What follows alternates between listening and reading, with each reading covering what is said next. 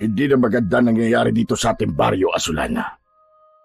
Patuloy na lumalaganap ang misteryosong sakit na yon. Nung isang araw lang, ay namatay ang anak ni Aling Pasing. Nakakaawa dahil napakabata pa niya. Nakakalungkot nga talaga ang nangyayari ngayon, Itay. Pero, saan po ba nagmula ang sakit na yun?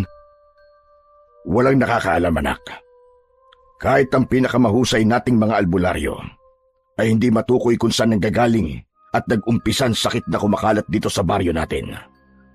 Sinusubukan ng iba na alamin kung may lason sa tubig o kung may nakain silang masama. Pero walang sagot. Para bang dumating na lang ito ng biglaan. Kung malalaman sana nila, ay baka mas magiging madali para sa kanila ang tumuklas ng lunas para dito. Ngunit ang sabi ni Tatang Elyong ay naipapasa ang sakit sa pamamagitan ng hangin. Nakakabahala na po talaga ang mga nangyayari ngayon. Ilang buwan na simula nang kumalat ang sakit na to sa baryo natin. At habang tumatagal, ay parang mas lalong lumalala. Tama ka, anak. Hindi na ito tulad ng dati. Sa tuwing may sakit na kumakalat, nagagawa natin pigilan bago pa lumala. Pero ngayon, masyado ng maraming nahawa. Isang nakakabahalang tingin ang pinakawalan ni Asulan sa kanyang amang si Tolome. Ang misteryosong sakit ay nagsisimula sa mataas na lagnat na susundan ng pagkakaroon ng pantal sa buong katawan. Para kay Asulan ay nakalulungkot na wala silang makuhang lunas dahil ang baryo nila ay mayroong tribo ng mahusay na mga manggagamot at kabilang sila roon ng kanyang ama. Ngunit sa kabila ng maraming manggagamot sa kanila, kahit isa sa mga ito ay walang nakakaalam para lunasan ang sakit na kumakalat. Kahapon lang po nakita ko po si Kaibo. Mahina na po siya noon pero kahapon po, mas lalong lumala. Halos hindi na po siya makabangon sa higaan. Nakakaawa po siya kung tignan. Para bang unti-unti na siyang pinapatay ng sakit na yun. Pakiramdam ko nga ngayon, Azulan, ay himala na lang ang makakasagip sa ating lahat. Lalong bumigat ang pakiramdam ni Azulan. Mula pagkabata, pinangarap niyang maging isang mahusay na manggagamot. Hindi lamang upang sundan ang yapak ng kanyang ama, kundi upang makatulong sa mga nangangailangan. Itay, hindi natin pwedeng hayaang magpatuloy ito. Kailangan nating hanapan ng lunas ang sakit na ito bago pa mahuli ang lahat. Alam ko, anak, kaya hindi tayo titigil hanggat hindi natin nalalaman ang sagot para matapos na ang problemang ito sa ating baryo. Habang sinasabi yon ng ama ni Asulan, ay mas tumibay ang determinasyon ni Asulan. Ayaw niyang mawalan ng pag-asa. Hindi sila titigil hanggat hindi nila natutuklasan kung paano matutuldukan ang trahedyang bumabalot sa kanilang baryo. Isang umaga, sa loob ng bahay ni Azulan, na gawa sa pinagtagpi-tagping kawayan at pawid, ay magkatabi silang nakaupo sa mahabang bangko ng kanyang ama habang pinagsasaluhan ang mainit na lugaw na may konting asin at dahon ng malunggay. Habang kumakain si Azulan, ay hindi niya maiwasang mapansin ang kanyang ama. Bagamat tahimik itong kumakain, ay bakas sa mukha nito ang pagod at pag-aalala. Malalim ang mga guhit sa noo ni Tolome at tila mas dumami na ang puting buhok nito. Hindi naman ito katandaan, pero ramdam ni Asulan ang bigat ng responsibilidad na pasan ng kanyang ama at ng buong tribo ng manggagamot dahil sa pagkalat ng misteryosong sakit. Nagpapatawag ng pagpupulong si Tatang Elyo ngayong umaga. Sa kubul niya tayo magkikita-kita pagkatapos nating mag-almusal.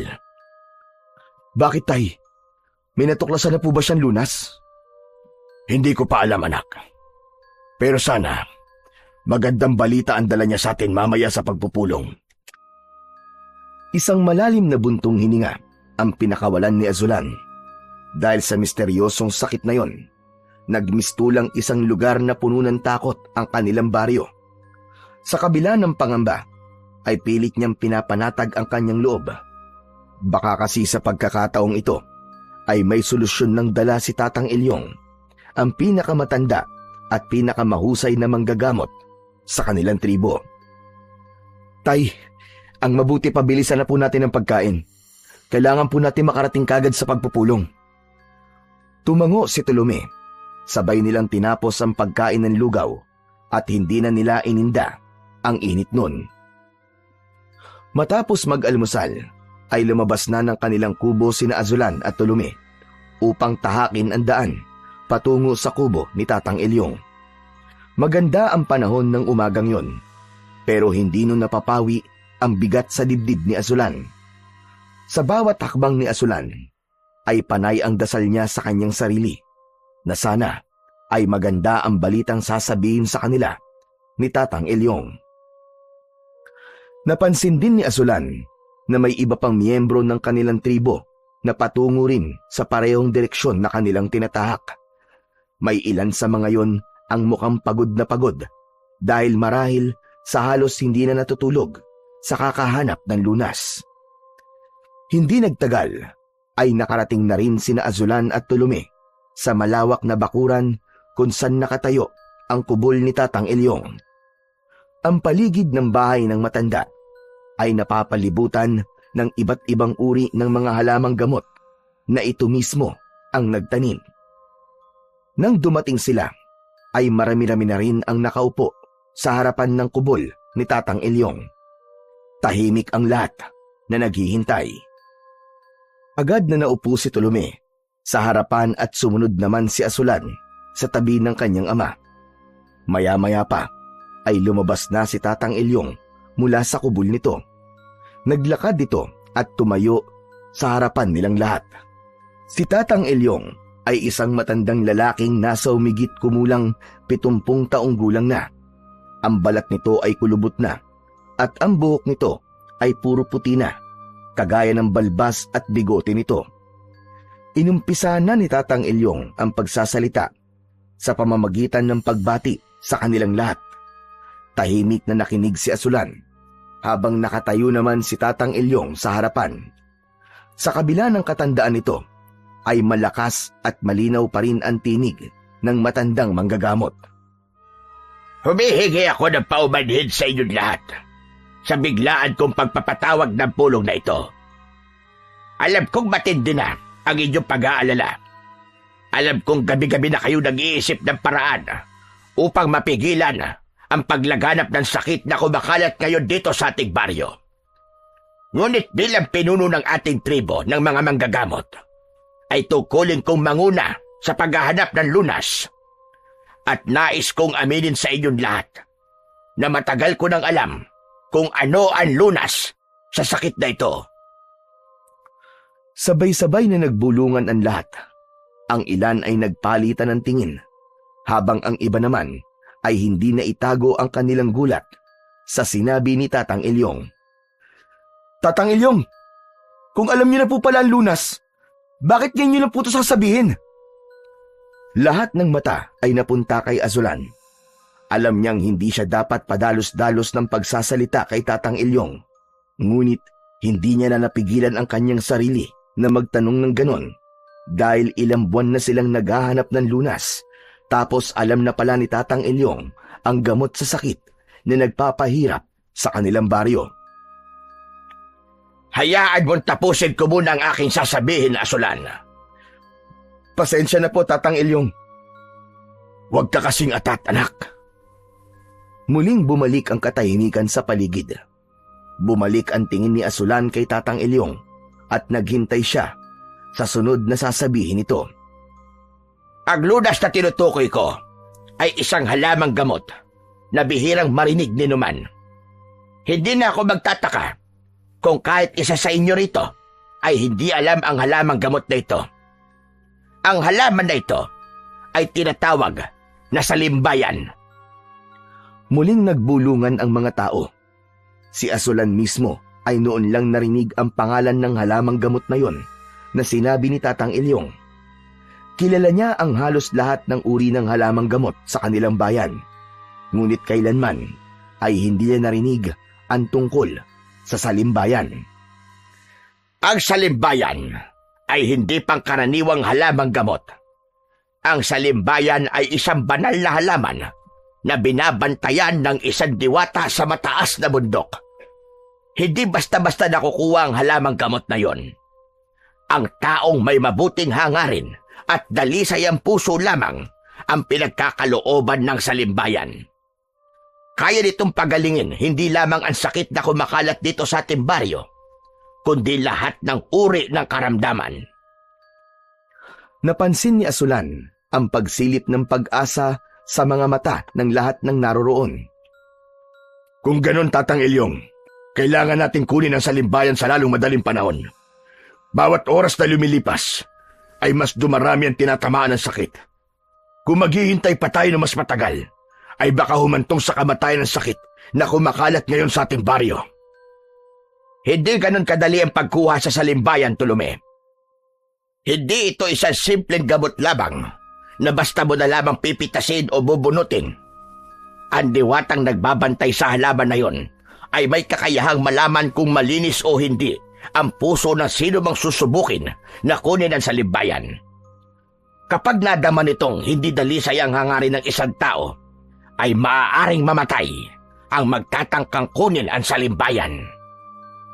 Nanlaki ang mga mata ni Azulan.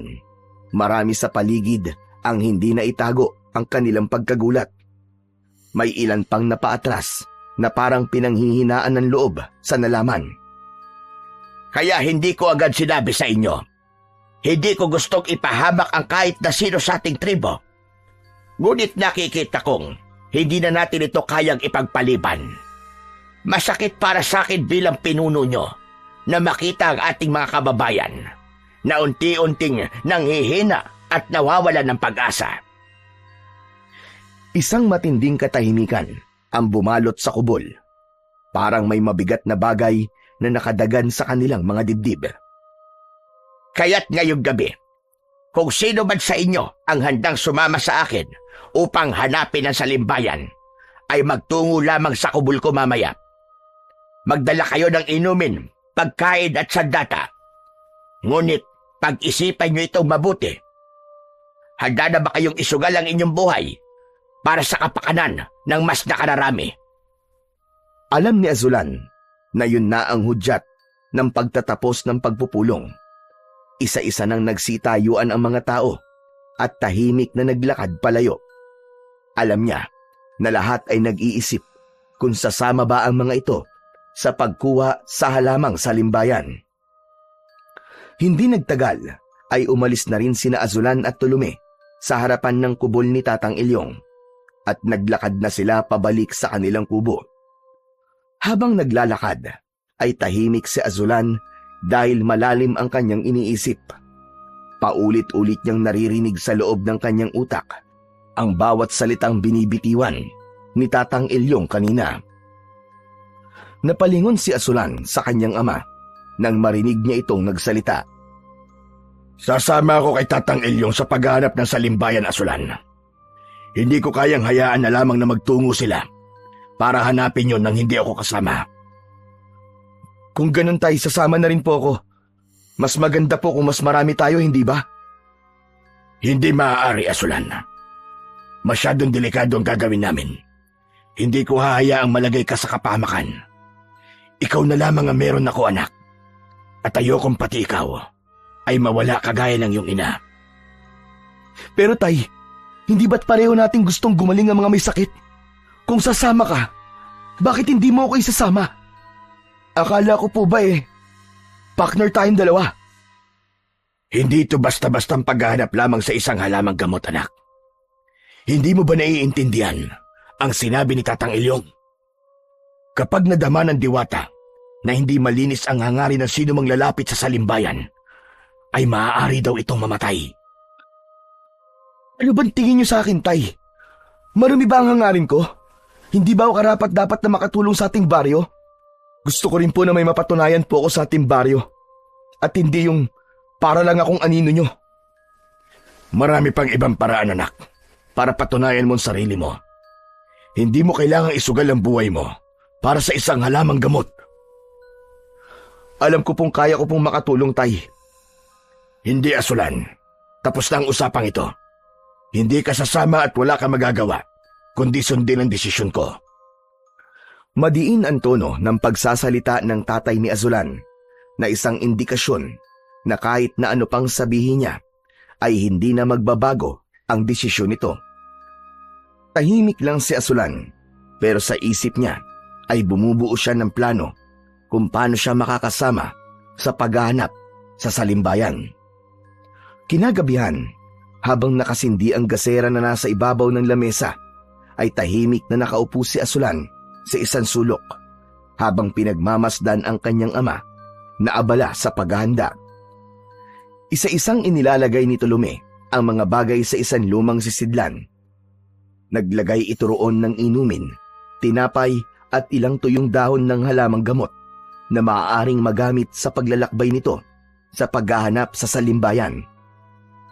Matapos yun, ay kinuha nito ang kanyang itak na nasa kaluban at isinabit yon sa bewang nito.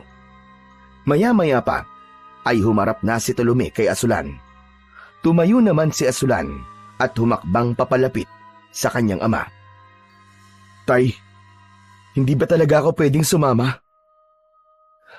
Nangangako po ko na kaya ko po ang sarili ko at walang masamang mangyayari sa akin. Asulan, anak, huwag ka nang makulit. Mas ligtas ka rito sa ating bahay. Pero kaya ko naman po ang sarili ko, Tay. Hindi ba dapat kasama ako sa paghanap ng salimbayan? Kasama po ako sa tribo na manggagamot. Kaya hindi pwedeng wala po akong gawin. Umiling si Tolome at marahan itong ipinatong ang kamay sa balikat ni Azulan. Hindi, Asulan. Mas mabuti na manatili ka na lang dito sa bahay at huwag ka munang makisalamuha sa iba upang hindi ka mahawaan ng sakit. Kung sakali mang hindi ako makabalik, anak, huwag niyo pong sabihin yan, Tay. Makinig ka muna sa akin, Asulan. Kung sakali mang may hindi magandang mangyari sa akin, ipagpatuloy mo ang pangarap ng iyong ina para sa'yo. Maging isa kang mahusay na manggagamot, Asulan. Yan ang nais ng iyong ina para sa'yo. At alam kong kaya mong gawin yon. Nangilid ang luha ni Azulan sa sinabing yon ng kanyang ama. Hindi niya matanggap ang posibilidad na baka hindi niya na muling makita pa ang kanyang ama. Mabilis niya itong niyakap ng mahigpit na para bang gusto niya na itong pigilan sa pag-alis. Mag-iingat kay Tay. Hihintayin ko po ang pagbabalik niyo. Oo, anak. Mag-iingat ka rin dito sa bahay habang wala ako. Wala nang nagawa si Azulan kundi panoorin ang kanyang ama habang palabas ito ng kanilang kubo. Dahan-dahang nilamon ng dilim si Tolome hanggang sa tuluyan na itong nawala sa kanyang paningin. Nang mag-isa na lamang si Azulan sa loob ng kanilang kubo, ay mahigpit niyang kinuyom ang kanyang mga palad. Alam niyang hindi siya maaaring manatili na lang sa bahay nila. Naniniwala siya na may paraan pa para makasama siya at gagawin niya ang lahat para makuha ang salimbayan at mailigtas ang kanilang baryo. Ilang minuto pa lang ang nakakalipas. Simula nang umalis si Tolome, ay hindi na kagad mapakali si Azulan. Palakad-lakad siya habang nag-iisip ng kanyang gagawin. Hanggang sa naisip niya na hindi siya maaaring manatili na lamang doon kahit yun ang kagustuhan ng kanyang ama. Kung hindi malalaman ni tatay na kasama nila ako, ay hindi siya magagalit sa akin. Sumagi sa isip ni Azulan ang isang ideya at yun ay ang lihim siyang susunod sa grupo na maghahanap sa salimbayan. Agad siyang kumilos. Kinuha niya ang lumang sisidlan na gawa sa pinatuyong balat ng hayop at isa-isang inilagay doon ang kakailanganin niya. Isang sisidlan ng inuming tubig, ilang piraso ng tinapay at halamang gamot na panlunas sa sugat. Bukod doon ay nagdala rin siya ng posporo at benda na gawa sa tela. Mabuti na ang handa siya sa mga posibleng mangyari. Matapos yun ay lumapit na si Azulan sa isang maliit na baul sa gilid ng kanilang kubo. Binuksan niya yon at inilabas ang isang lumang patalim na ibinigay sa kanya ng kanyang ina noong bata pa siya. Hinawakan niya ang puluhan ng patalim bago niya yon ilagay sa kanyang sisidlan. Hindi na nag-aksaya pa ng oras si Asulan at matapang siyang lumabas ng kanilang kubo at mabilis niyang tinahak ang daan patungo sa kubol ni Tatang Ilyong. Nang matanaw na ni Asulan ang kubol ni Tatang Ilyong, ay nagtago siya sa likod ng isang makapal na halaman. Halos pigilan na niya ang kanyang paghinga upang walang makapansin sa kanya na naroon siya. Mula sa pwestong yon ay tanaw niya ang kubol ni Tatang Ilyong kung saan naroon din ang kanyang ama at ang iba pang mga kalalakihan ng baryo nila na pawang mga manggagamot. Sa gitna ng bilog na binuo ng mga kalalakihan ay nakatayo si Tatang Ilyong na hawak ang tungkod nito. Ang bundok nating pupuntahan ay hindi basta-basta. Hindi natin alam kung anong maaaring sumalubong sa atin roon, gaya ng mga mababangis na hayop, masasamang loob, o higit pa roon. Ngunit ang pinakamalaking panganib ay ang mismong tagapagbantay ng salimbayan, ang diwata. Gaya na sinabi ko kanina, kung mararamdaman ng diwata na may bahid ng kasakiman o kasamaan ang sino mang lalapit sa salimbayan, ay kamatayan ang kakaharapin niya. Nagpalitan ng tingin ang ilan sa mga kalalakihan na naroroon. Bakas ang pagkabahala sa mukha ng mga yon sa sinabi ng matanda. Pero ang ama ni Asulan na si Tolome ay nanatiling tahimik habang mariing nakatingin kay Tatang Ilyong. Kaya bago tayo umalis mga kasama, tanungin niyo muna ang inyong sarili. Handa ba kayong ibuwis ang buhay niyo para rito? Dahil sa oras na pasukin natin ang bundok, ay bawal na tayong umatras. Kung sino man sa inyo ang nais ng umatras at hindi buong loob, ay maaari nang umalis ngayon din. Walang umalis kahit isa sa mga kalalakihan na naroroon. Maya-maya ay malalim na huminga si Tatang Ilyong. Kung gayon, umalis na tayo. Mahaba-haba pa ang ating lalakbayin at inaasahan ko na bukas ng umaga ay mararating na natin ang kinaroroonan ng salimbayan. Nagpatiuna na sa paglalakad si Tatang Ilyong at agad namang sumunod dito ang mga kalalakihan. Bumilis ang tibok ng puso ni Asulan. Hintay niyang makalayo muna ng konti si Tatang Ilyong bago siya lumabas sa kanyang pinagtataguan. Patawad, Tay. Pero sa pagkakataon na ito, ay hindi ko muna susundin ang gusto mo. Pinanood ni Asulan ang papalayong grupo ng mga kalalakihan. Maya-maya pa ay tahimik na siyang sumunod sa grupo at sinigurado niyang hindi maririnig ng mga yon ang kanyang yabag. Alam niyang delikado ang ginagawa niya, ngunit mas matimbang ang kagustuhan niyang patunayan ang sarili at higit sa lahat ang makatulong sa kanilang baryo. Makalipas ang halos isang oras na paglalakad, ay patuloy pa rin si Asulan sa pagsunod kina Tatang Ilyong. Maraan at maingat ang bawat hakbang niya. Malalim na ang gabi ng mga sandaling yon at ang liwanag ng buwan lamang ang nagsisilbing tanglaw nila sa madilim na kagubatan. Habang papasok palalo ang grupo sa loob ng kagubatan, ay tila mas naging madilim ang daan na kanilang tinatahak. Sa paglalakad ni Asulan ay isang tuyong sanga ang muntik na niyang matapakan, dahilan para agad siyang mapahinto. Pinagpawisan siya sa kaba. Ilang metro lang ang layo ng mga nasa unahan niya at kung hindi siya magiging maingat, ay tiyak na madidiskubre ng mga yon na nakasunod lang siya sa mga ito. Maya-maya pa ay huminto sandali si Tatang Ilyong at lumingon sa mga kasama nito. Huminto rin si Asulan at mabilis na nagtago sa likod ng isang malaking puno. Mga kasama, mula rito ay mas magiging mahirap na ang daan. Siguraduhin ninyong matibay ang loob nyo. Kung may nararamdaman kayong kakaiba, ay huwag kayong hihiwalay sa grupo. Dapat ay palagi tayo magkakasama. Tahimik na tumango ang mga kalalakihan at muling naglakad ang mga yon. Napalunok si Asulan Hindi niya alam kung ano ang eksaktong naghihintay sa kanila sa loob ng kagubatan, ngunit handa siyang harapin yon. Ilang minuto pa ang lumipas at patuloy na sinusundan ni Asulan sina Tatang Ilyong. Nang malapit na sila sa paanan ng bundok, ay medyo nagiging matarik na ang kanilang nilalakaran. Ngunit sa isang iglap, ay biglang huminto uli si Tatang Ilyong. Agad ding tumigil sa paglalakad ang mga kasama nitong kalalakihan. Mabilis uli na kumilos si Asulan at mabilis siyang nagtago sa likod ng isang malaking bato sa gilid ng daan. Marahan siyang sumilip at nakita niya na lumilinga-linga si Tatang Ilyong sa paligid na para bang meron itong hinahanap. Sandali lang mga kasama. Kanina ko pa nararamdaman na may sumusunod sa atin.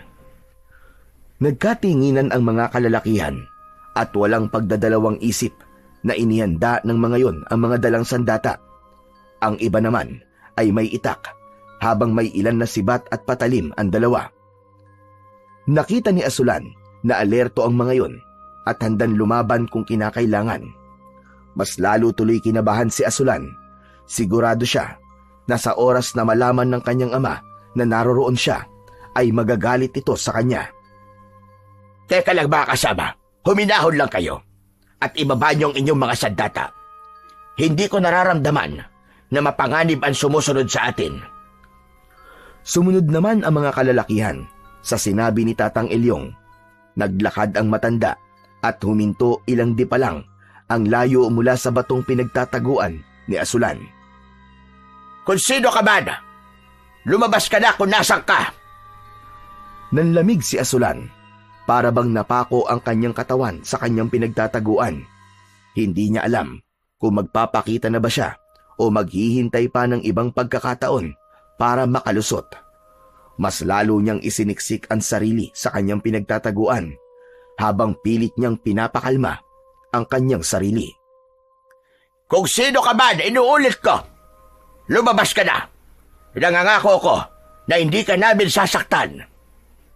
Nang marinig yon ni Asulan, ay para siyang kinapos bigla ng hininga. Napagtanto niya na wala na siyang ibang pagpipilian kundi ang magpakita.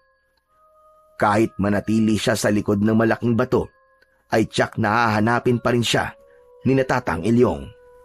Sa puntong yon, ay nagdesisyon na si Asulan na lumabas sa kanyang pinagtataguan.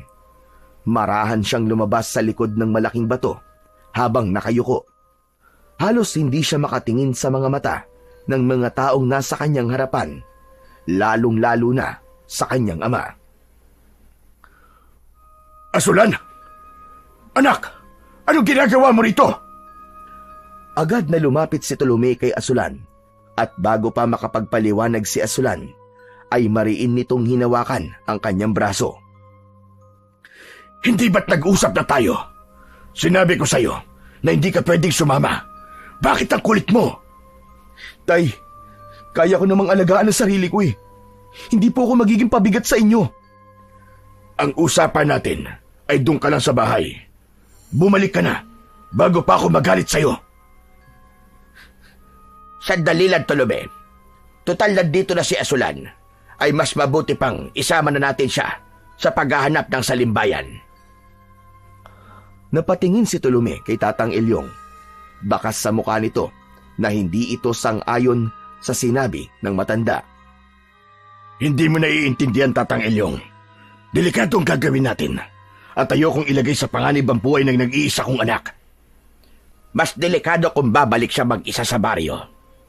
Alam mo namang may mababangis na hayop dito sa gubat, hindi ba, Tolome? At isa pa, huwag mong pigilan ang anak mo sa mga bagay na nais niyang gawin, lalo na kung ito ang magpapalakas at magpapatapang sa kanya. Kailangan ng baryo natin ang mga kabataang katulad niya. Hindi natin sila dapat pigilan, Tolome. Nanatiling tahimik si Tolome. Maya-maya pa ay lumipat ang tingin nito kay Asulan. Nakita niya sa mga mata ng kanyang ama ang pag-aalinlangan. Nang sandaling yun ay walang ibang nais si Asulan kundi ang pumayag ang tatay niya na sumama na siya sa mga ito sa paghahanap sa salimbayan. Sige, Asulan. Sumama ka na. Tama si Tatang Ilyong. Delikado pa kung mag-isa kang babalik sa atin. Pero pag uwi natin sa bahay, pagkatapos ito, ay mag-uusap tayong dalawa, Asulan. Opo, salamat po, Tay.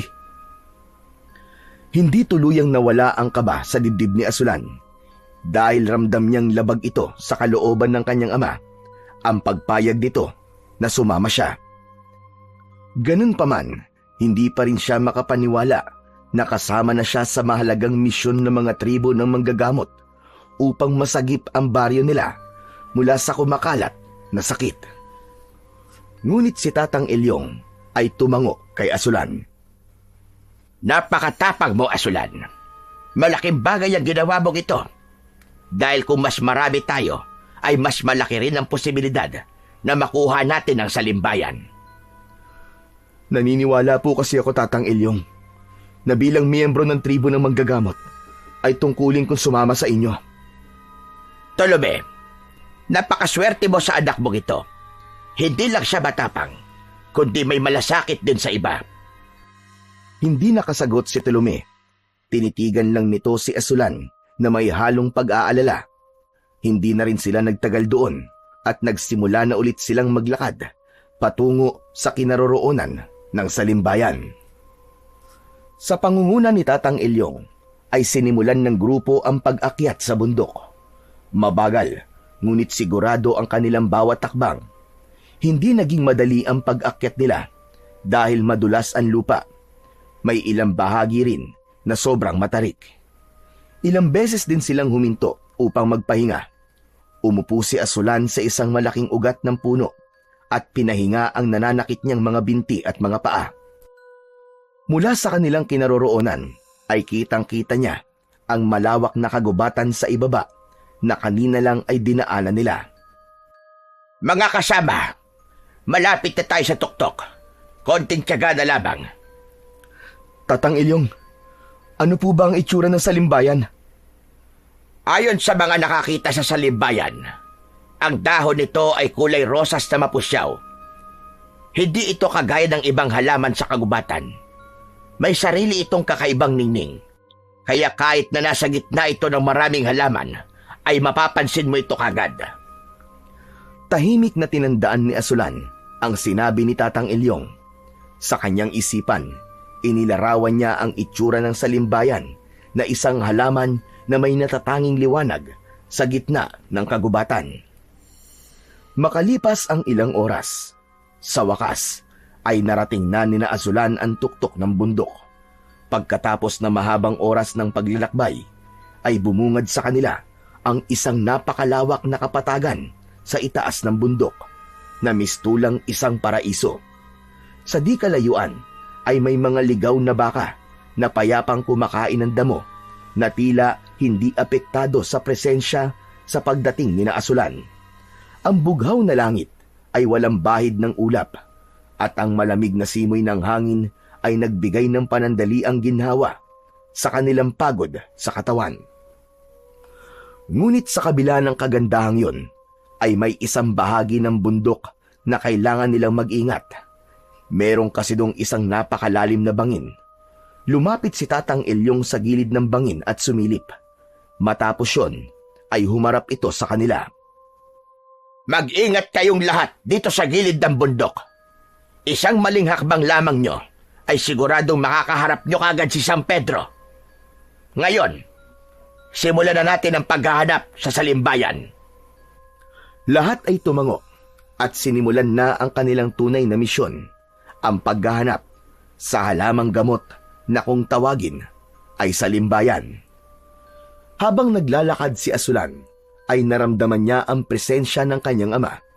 Huminto siya at sa paglingon niya, ay nakita nga niya ang ama niyang si Tolome na seryoso ang muka na nakatingin sa kanya. Hindi ba't nag-usap na tayo? Bakit sumama ka pa rin? Hindi ba dapat tayo matuwa ka? Pinuri po ko ni Tatang Ilyong kanina. Kapag naging tatay ka na, Asulan, maiintindihan mo kung bakit ako nagagalit sa pagsuway mo sa akin ito. Oo, hindi ka na nga bata. Pero kahit ganun pa man, ay hindi nun mababago ang katotohanan na anak pa rin kita. At wala akong ibang gusto kundi ang protektahan ka. Napalunok si Asulan sa sinabi ng kanyang ama. Alam niyang mahal siya ng kanyang ama, pero hindi niya rin maiwasang maramdaman ang konting sama ng loob dahil tila pinipigilan nitong makagawa siya ng mga bagay na maaari niyang maipagmalaki pagdating ng araw. Hindi na lang din niya sinagot ang kanyang ama at ipinagpatuloy na lang niya ang paghahanap sa salimbayan. Sinuyod nila ang buong kapatagan sa ibabaw ng bundok at sinuri ang bawat halaman na maaaring kahawig ng salimbayan. Subalit kahit na anong paghahalughog nila ay tila wala naman doon ang kanilang hinahanap. Tirik na ang araw at kahit na anong sigasig ang gawin nila sa paghahanap ay hindi pa rin nila makita-kita ang salimbayan. Dahil walang bakas ng salimbayan sa lugar na yon, ay tinipon sila ni Tatang Ilyong. Lahat sila ay tagaktak na ang pawis at bakas sa muka ang labis na pagod. Mga kasama, mukhang wala rito sa limbayan. Lilipat tayo ng lugar. Sa bandaron naman tayo maghahanap. Itinuro ni Tatang Ilyong ang direksyon kung saan naroon ang maraming mga ligaw na baka na abala pa rin sa pagkain ng damo. Hindi nagtagal ay nauna na sa paglalakad si Tatang Ilyong habang nasa likuran nito sina Asulan. Nang sandaling yon ay mas ramdam na ni Asulan ang labis na pagod at bahagyang pananakit ng ulo dahil sa tindi ng sikat ng araw. Habang palapit sila sa mga ligaw na baka, ay napansin nila ang kakaibang kilos ng mga baka. Huminto ang mga yon sa pagkain ng damo at sabay-sabay na tumingin kina Asulan. Napahintutuloy ang lahat sa paglalakad. Teka, bakit parang ang sama po ng tingin ng mga baka sa atin? Huwag niyong pansinin ang mga ligaw na baka. Diretso lang tayo sa paglalakad. Napalunok si Asulan. Hindi niya maalis ang tingin sa mga baka. May kung anong hindi tama sa paraan ng pagtitig ng mga yon sa kanila. Ngunit nang hahakbang na sila, ay biglang nagkagulo ang ligaw na baka. Sabay-sabay na nagtakbuhan ng mga yon papunta sa direksyon nila. Nagsigawan ng ilang kalalakihan. Sa dami kasi ng mga ligaw na baka na pasugod sa kanila, ay siguradong malaki ang posibilidad na may mamatay sa kanila sa bigat ng mga yon. Ngunit si Asulan ay nanatili sa kanyang kinatatayuan. Labis siyang nabigla sa mga pangyayari. Nanigas ang kanyang mga binti at hindi niya maigalaw ang kanyang katawan. Wala siyang ibang narinig kundi ang dagundong ng yabag na mga baka na palapit sa kanya. Isang baka ang dumiretso sa direksyon ni Asulan at malakas na bumangga ang ulo nito sa kanyang tiyan. Sa isang iglap, naramdaman niya na lumipad sa ere ang kanyang katawan at nang bumagsak siya ay nasa ibabaw na siya ng isang ligaw na baka. Napakapit siya ng mahigpit sa katawan ng baka na yon. Nagwala yon at nawalan ng direksyon sa pagtakbo. Nakita ni Asulan ang kanyang ama na pilit na humahabol sa kanya, ngunit huli na. Ang baka na kanyang sinasakyan ay patuloy na tumakbo. Nanlaki ang mga mata ni Asulan nang makita niya na ang tinutumbok ng ligaw na baka ay ang bangin. Nang tumalon ang baka sa bangin, ay sakalang naisip ni Asulan na bumitaw sa katawan nun. Ngunit huli na ang lahat dahil naisama siya ng ligaw na baka sa pagtalon nito sa bangin. Habang mabilis na nahuhulog si Asulan, ay nakita niya ang mukha ng tatay niya sa gilid ng bangin na umiiyak at kahit imposibleng mailigtas pa siya nito, ay pilit pa rin siya nitong inaabot. Bumulusok pa ibaba ng napakataas na bangin si Asulan. Pakiramdam niya ay may kung anong sasabog sa dibdib at tiyan niya ng sandaling yon. Hanggang sa tumama ang likod niya sa isang matigas na sanga sa isa sa mga puno sa ibaba ng bangin. Mabilis niyang iginala ang kanyang mata at isang sanga ang kanyang hinawakan. Dahil doon ay napigilan niya ang tuluyang pagbagsak niya sa lupa. Nanginig ang mga braso ni Asulan habang nakakapit siya sa sanga dahil sa bigat ng kanyang katawan. Ramdam niya ang pagkapunit ng kanyang palad dahil sa gaspang ng kahoy, ngunit wala siyang magawa kundi ang kumapit ng maigpit. Hanggang sa hindi inaasahang pangyayari, biglang naputol ang sangang kinakapitan niya at tuluyan na siyang bumagsak sa lupa. Ngunit sa pagkakataong yun ay mas mababa na ang distansya niya sa lupa. Hindi naging maganda ang pagkakabagsak ng kanang paa niya at nakaramdam siya ng matinding kirot doon. Nanlabo ang paningin ni Asulan at kahit gusto niyang isigaw ang sakit, hindi niya magawa. Tumingala siya at doon niya nakita kung gaano kataas ang kanyang binagsakan at talagang isang matatawag na himala kung paano pa niya nagawang mabuhay ng sandaling yon. Nagpalipas muna ng ilang minuto si Asulan para makabawi siya ng lakas. Pumikit siya at pilit na binabaliwala ang kirot sa kanyang kanang paa. Alam niya na hindi siya maaaring manatili roon dahil kailangan niyang ipaalam sa kanyang ama na buhay pa siya. Maya-maya pa ay bumangon na si Asulan. Nanginginig ang buong katawan niya dahil sa labis na panghihina. Nang tuluyan siyang nakatayo, ay tumingala siya sa itaas ng bangin. Naisip niya na baka kung sisigaw siya ay malalaman ng tatay niya na nakaligtas siya mula sa pagbagsak niya. Tay! Nandito po ako! Buhay pa ako! Napakalakas ng sigaw ni Asulan. Ilang beses pa niya itong inulit at naghintay siya ng sagot o kahit senyales man lang na narinig siya ng tatay niya na nasa itaas ng bangin. Ngunit lumipas ang ilang sandali ay wala siyang natanggap na sagot o senyales. Isa pang malakas na sigaw ang pinakawalan ni Asulan bago siya tuluyang sumuko. Bumagsak ang mga balikat niya at doon niya napagtanto na sa sobrang taas ng bangin ay malabo na marinig siya ng mga taong nasa itaas nun. Diyos ko, makakaalis pa ba ako rito? Baka naman dito na ako mamatay. Hindi. Tumigil ka, Asulan. Hindi ka pinalaking mahina ng tatay mo. Dahil walang kasama, ay mas pinili na lang ni Asulan na kausapin ang sarili. Nang sandaling yon, ay nilakasan ni Asulan ang kanyang loob. Naisip niya na walang ibang paraan kundi ang umakyat siya ng bangin hanggang sa makabalik siya sa tuktok ng bundok. Nang maglakad si Asulan palapit sa gilid ng bangin, ay halos mapasigaw siya dahil sa sobrang sakit ng kanang paa niya. Parang may matalim na kutsilyong tumatarak sa buto niya sa tuwing itinatapak niya yon sa lupa. Kaya ang ginawa niya ay inilipat niya sa kaliwang paa ang bigat ng kanyang katawan.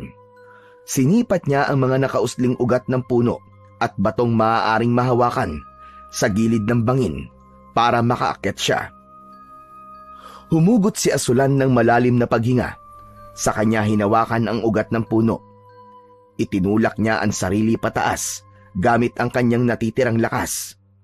Dahan-dahan siyang umakyat at hindi na niya ininda ang sakit sa kanang paa niya sa bawat galaw niya. Habang unti-unting umaangat ang kanyang katawan, ay nakaramdam siya ng konting pag-asa. Ngunit nang umabot na siya ng halos 2 metro mula sa lupa, ay naramdaman niyang nangihina na ang kanyang mga braso. Pawisan na ang kanyang mga palad at dumudulas na ang kapit niya sa nakausling bato na kanyang hinahawakan. Hanggang sa bigla na lang humagalpos ang pagkakapit ni Asulan sa bato. Mabilis siyang bumagsak at malakas na humampas ang kanyang likod sa matigas na lupa.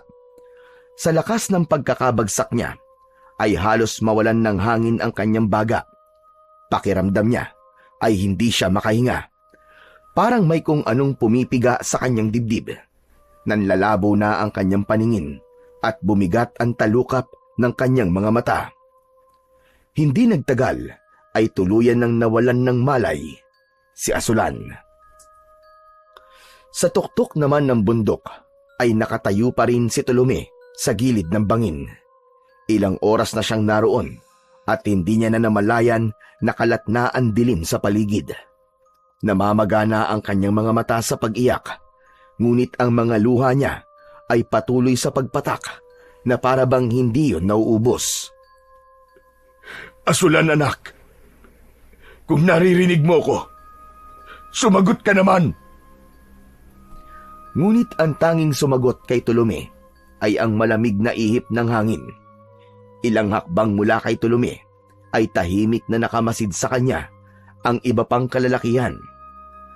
Maya-maya pa ay naramdaman niya ang paglapit sa kanya ni Tatang Elyong. Ipinatong ng matanda ang kamay nito sa kanyang balikat. Tolome, ikinalulungkot ko.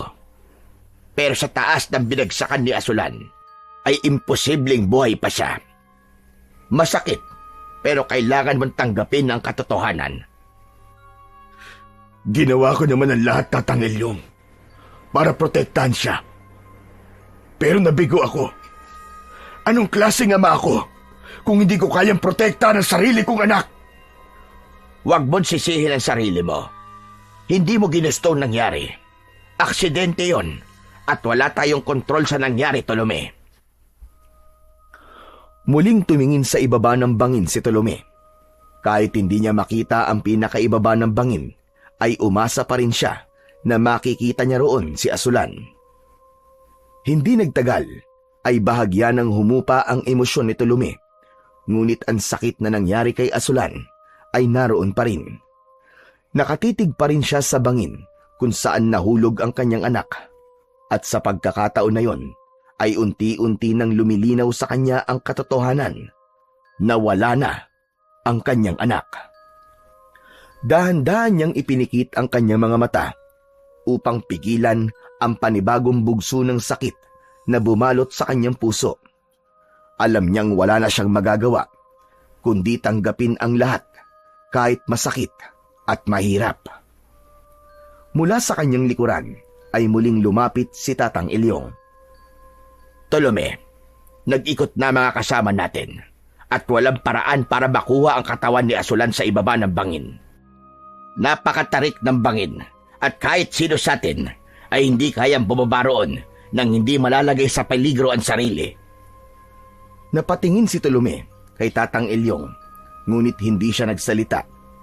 Alam niyang totoo ang sinasabi nito, ngunit mahirap para sa kanyang tanggapin na kahit ang katawan ng kanyang anak ay hindi niya na makukuha at mabibigyan ng maayos na libing.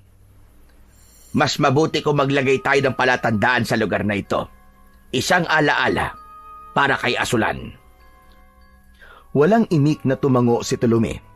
Isa-isang lumapit ang ilang kalalakihan at sinimulang kumuha ng malalaking bato sa paligid.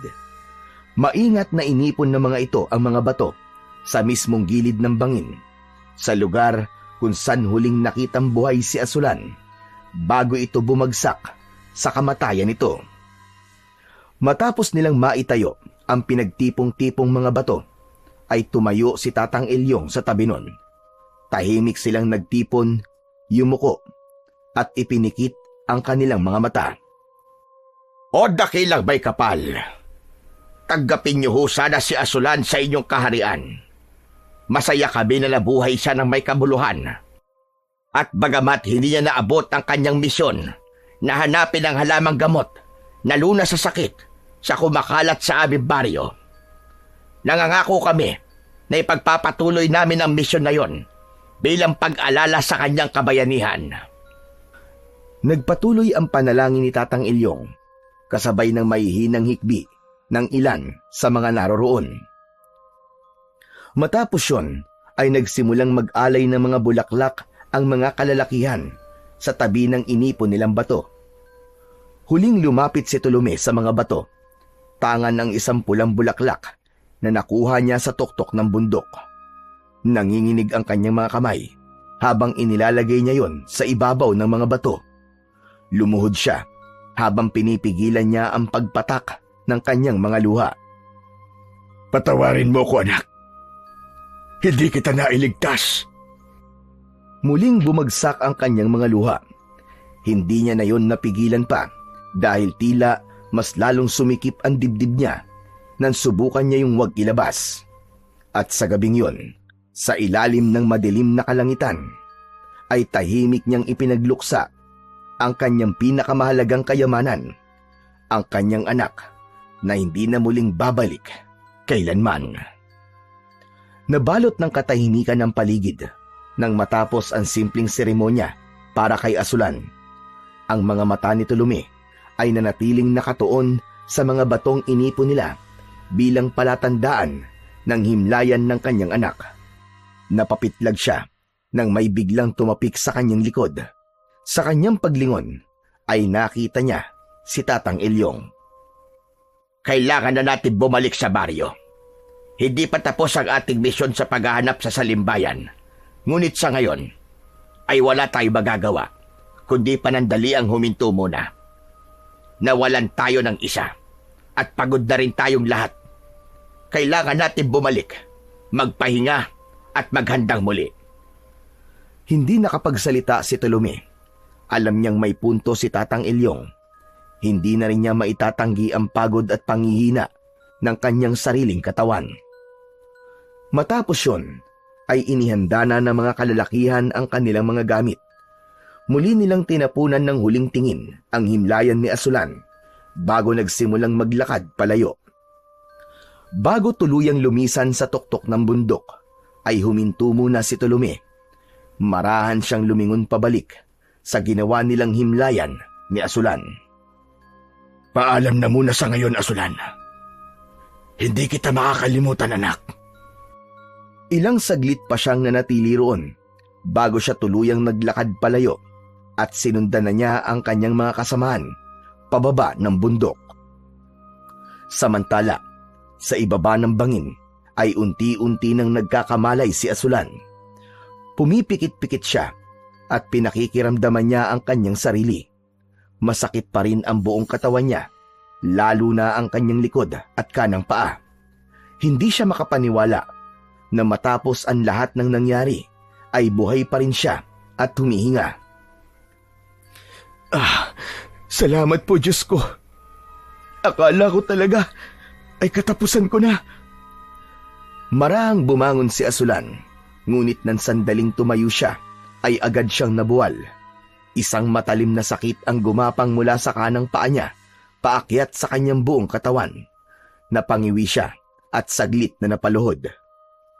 Pinilit niyang igalaw ang kanang paa, ngunit hindi niya yon maihakbang ng maayos.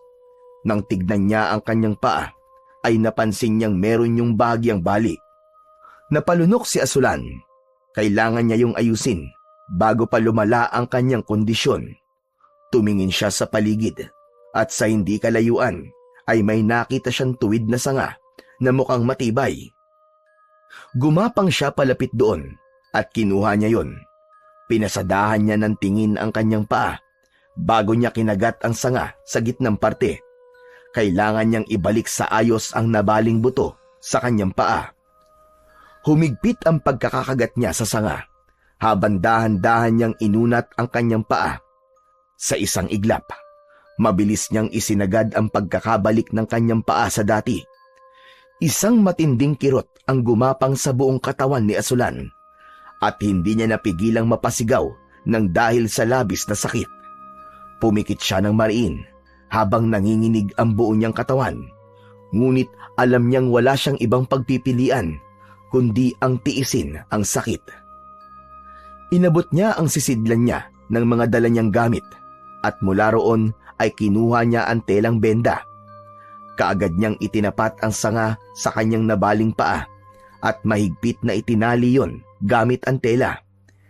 Hinigpitan niya ang pagkakatali upang siguraduhin hindi yon matatanggal. Matapos ang ilang sandali, matapos niyang maayos ang kanyang nabaling paa, ay naisip niya na kailangan niyang maghanap ng masisilungan bago siya mamatay sa lamig ng gabing yon. Kahit nahihirapan, ay pinilit pa rin ni Asulan na maglakad. Napapangiwi siya sa bawat takbang, ngunit hindi siya humihinto sa paglalakad. Sa kanyang mabagal at paika-ikang paglalakad, ay napansin niya ang isang madilim na lagusan sa hindi kalayuan. Nang tignan niya yon ng mabuti, ay nalaman niya na isa pala yung kuweba. Kapag siniswerte ka nga naman kahit papano, sino makakapagsabi na meron palang kuweba rito? Naglakad si Asulan patungo sa bukana ng kuweba at sumilip siya sa loob nun upang masiguro niya na walang kahit na anong mabangis na hayop doon.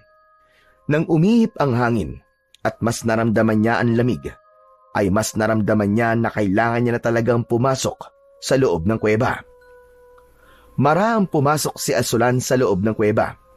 Nang marating niya ang isang bahagi ng kuweba na hindi masyadong mabato, ay marahan siyang umupo roon at isinandal niya ang likod sa gilid ng kuweba. Ano na kayang nangyari kay tatay? Hinahanap niya kaya ako? O iniisip niya na baka patay na ako? Habang nasa loob ng kuweba, ay inaasahan ni Asulan na makakaligtas na siya mula sa lamig. Pero kahit nasa loob pala siya ng kuweba, ay malamig pa rin doon. Dahil doon, ay muli siyang tumayo at lumabas ng kuweba. Naghanap siya ng mga tuyong sanga na maaari niyang gamitin bilang panggatong. Isa-isa niyang pinulot ang ilang piraso ng tuyong sanga. Matapos yun, ay bumalik na siya sa loob ng kuweba. Inilapag niya ang mga kahoy sa isang patag na bahagi ng lupa. Kinuha niya mula sa kanyang sisidlan ang maliit na kahon ng posporo. Gamit ang palito ng posporo, ay gumawa siya ng apoy gamit ang mga nakuha niyang sanga. Unti-unting lumaki ang apoy at dahil doon ay may ginhawang naramdaman si Asulan nang mabawasan ang lamig sa loob ng kuweba. Nahiga siya malapit sa apoy, tumagilid siya habang nakabaluktot ang katawan. Bukas na lang ako ng umaga maghahanap ng daan pabalik sa baryo. Sana naman ay merong daan dito pabalik sa amin. Pumikit na si Asulan at sinubukan niyang ipahinga ang kanyang isip. Ngunit bago pa man siya tuluyang makatulog, ay isang malalim na pag-angil ang umalingaw-ngaw sa loob ng kuweba. Napabalikwas si Asulan. Agad niyang inabot ang isang kahoy na may sindi ng apoy at itinanglaw niya yon upang masilayan kung ano ang nasa loob ng madilim na kuweba. Napakunot ang noo niya nang may napansin siyang gumagalaw na anino roon, hanggang sa isang pares ng matatalim na mga mata na nagliliwanag sa dilim ang kanyang nakita. Kinabahan si Asulan habang palapit sa kanya ang may-ari ng mga matang yon, hanggang sa nalaman niya na isang puting asong gubat pala ang may-ari ng mga matang yon. Nakataas ang mga balahibo nun at tila galit na umaangil sa kanya. Napalunok si Asulan. Kahit gustuhin niyang tumakas o tumakbo, ay alam niyang wala siyang laban sa asong gubat, lalo na sa kalagayan niya ng sandaling yon. Bahay mo ba tong kuweba? Dito ka ba nakatira? Huwag kang mag-alala. Hindi kita sasaktan.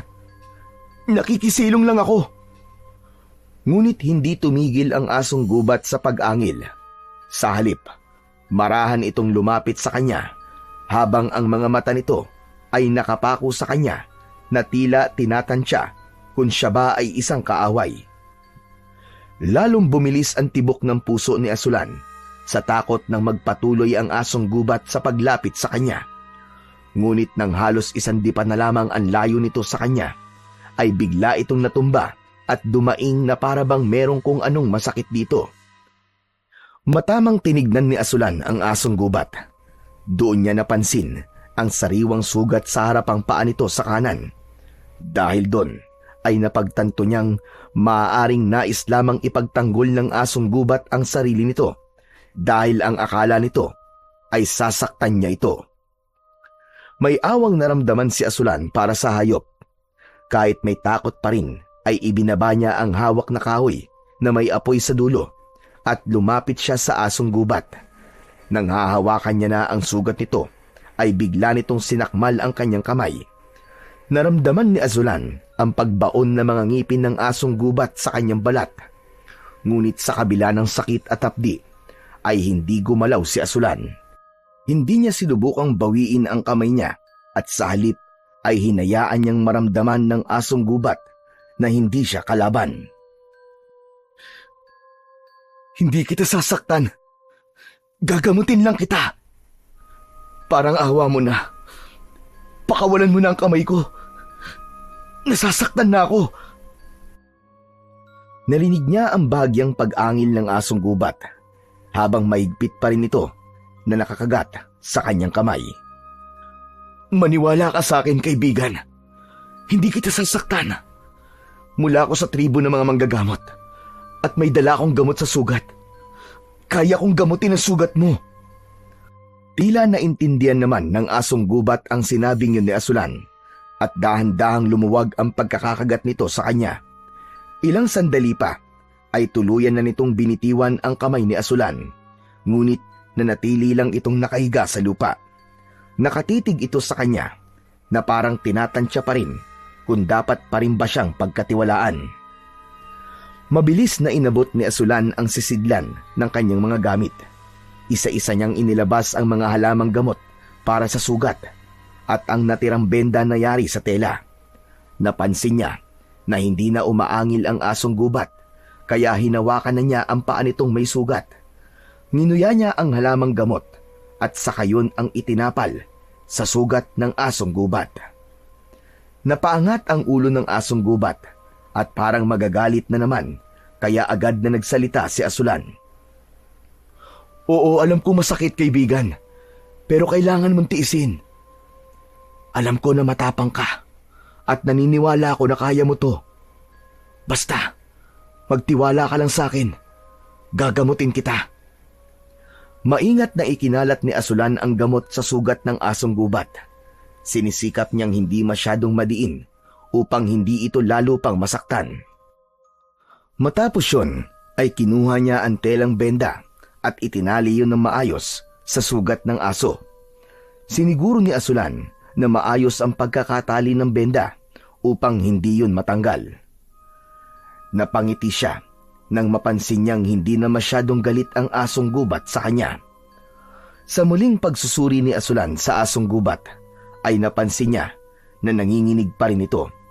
Inisip niya na baka dahil sa lamig o kaya naman ay sa gutom. Agad niyang kinuha ang maliit na piraso ng tinapay mula sa kanyang sisidlan. Itinapat niya yon sa bibig ng asong gubat. Kaibigan, kung nagugutom ka, kainin mo ito. Pasensya ka na. Ito lang ang meron ako eh. Natapon yata yung iba kong tinapay nung nahulog ako sa bangin. Nag-aalangan pa sa una ang asong gubat. Ngunit sa huli ay marahan itong kinagat at kinain ang tinapay na ibinigay dito ni Asulan. Kinuha ni Asulan ang bote ng tubig.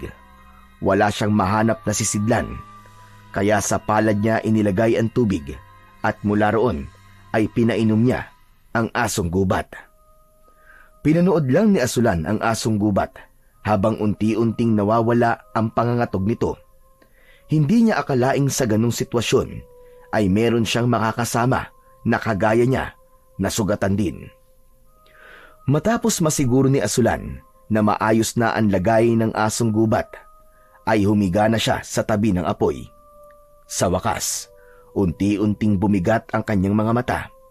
Habang pinapanood niya ang nagniningas na apoy, ay tuluyan ng sumara ang kanyang mga mata.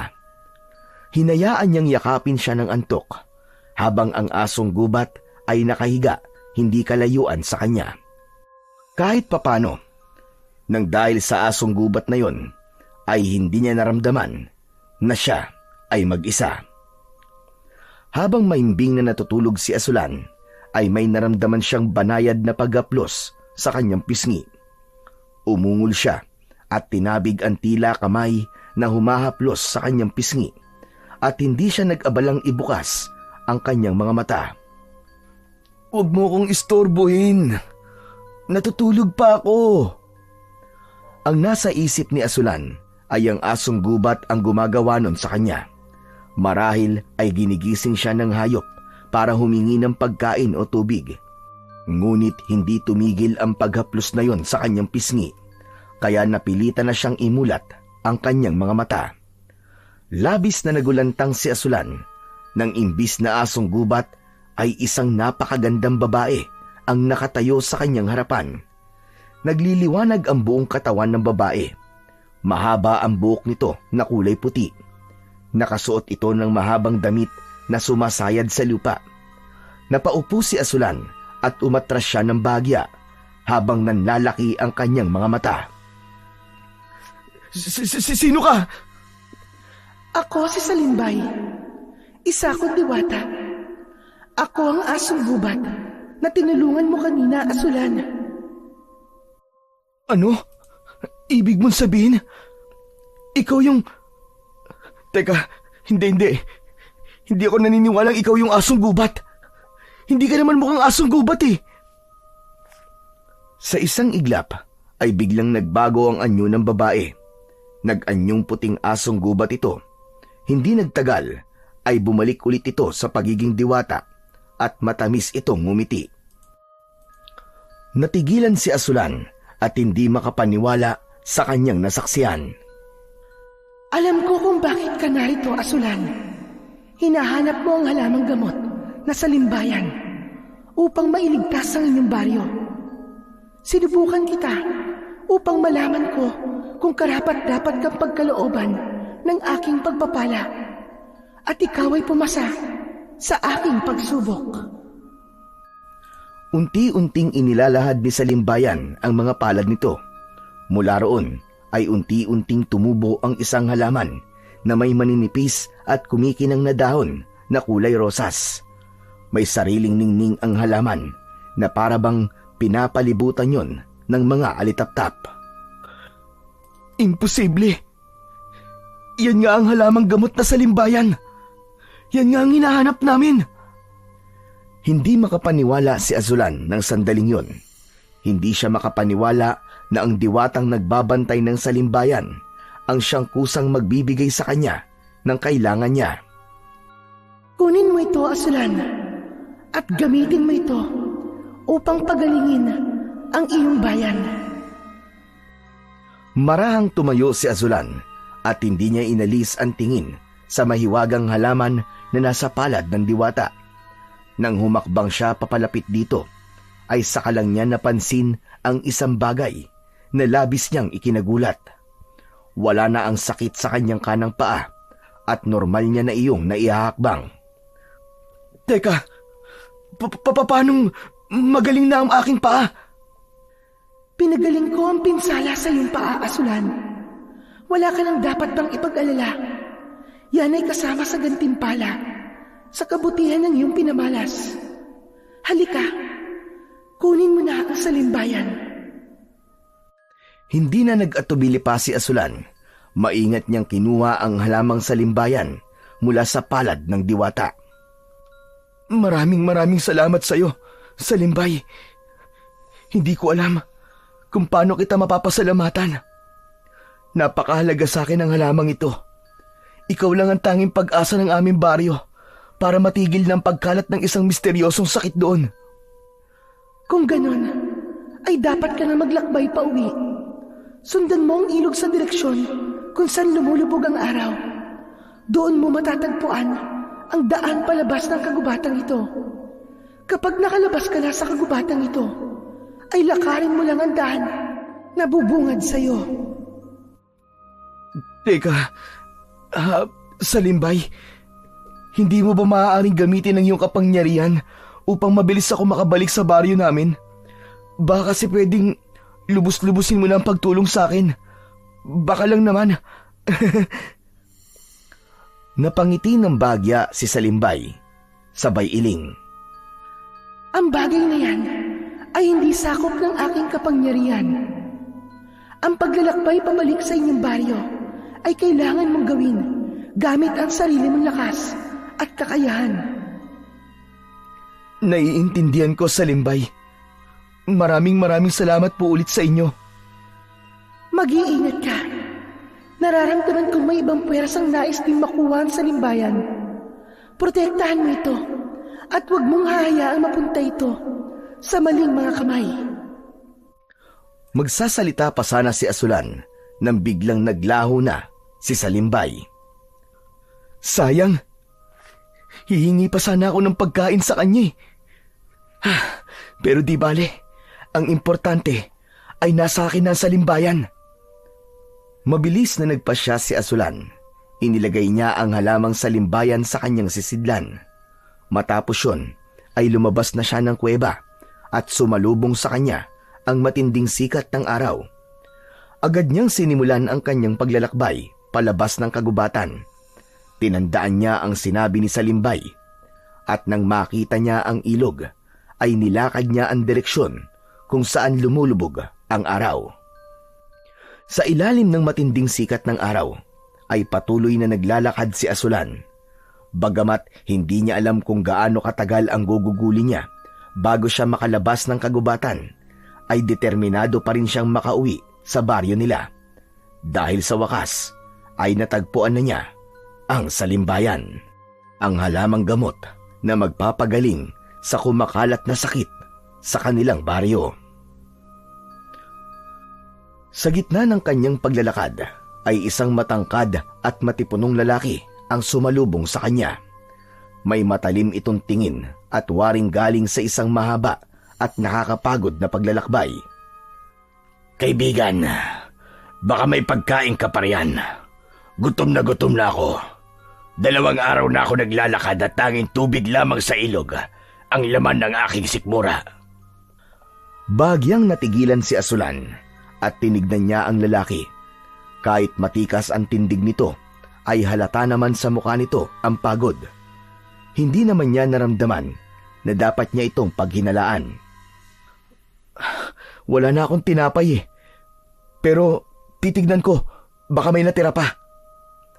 Inilapag ni Asulan ang sisidlan sa harap at binuksan yun. Inilabas niya ang halamang Salimbayan upang maghalungkat sa loob ng kanyang sisidlan. Ngunit sa kasamaang palad, wala na talaga siyang pagkain na natira. Nako, pasensya na ho. Wala na po pala talaga ako natirang tinapay, Manong. Napako ang tingin ng lalaki sa halaman na hawak ni Asulan. Napansin naman yun ni Asulan at doon na siya nagsimulang kabahan. Napakaganda naman ng halaman mo. Anong klaseng halaman yan? Mas lalong nagduda si Asulan sa interes na ipinapakita ng lalaki sa Salimbayan. Naisip niya ang babala ni Salimbay na may ibang puwersang gustong makuha ang Salimbayan. Hindi niya alam kung sino o ano ang puwersang yon, pero alam niya na hindi siya maaaring maging pabaya. Normal na halaman lang po ito, Manong. Nakuha ko lang po dito sa kagubatan. Nagandahan po ako kaya kinuha ko. Ano ang pangalan mo, binata? Ako po si Asulan. Kayo po? Ako si Daragit. Pagkasabi ni Daragit nun, ay lumapit pa ito ng bahagya kay Asulan. Maaari ko bang hawakan ang halaman na yan? Napakaganda kasi. Ngayon lang ako nakakita ng ganyang klase ng halaman. Pasensya na, Manong, pero hindi pwede. Teka, kailangan ko na palang umalis. Pasensya ka na pala ulit kung wala akong naibigay na pagkain sa'yo. Agad na ibinalik ni Asulan ang Salimbayan sa kanyang sisidlan at isinabit niya na yon sa kanyang balikat.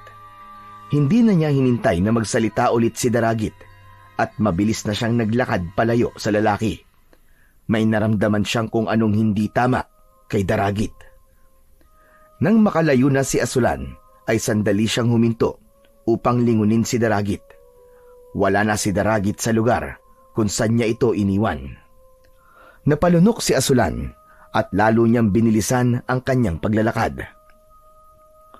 Habang naglalakad si Asulan sa kagubatan, ay mas naging matindi ang sikat ng araw.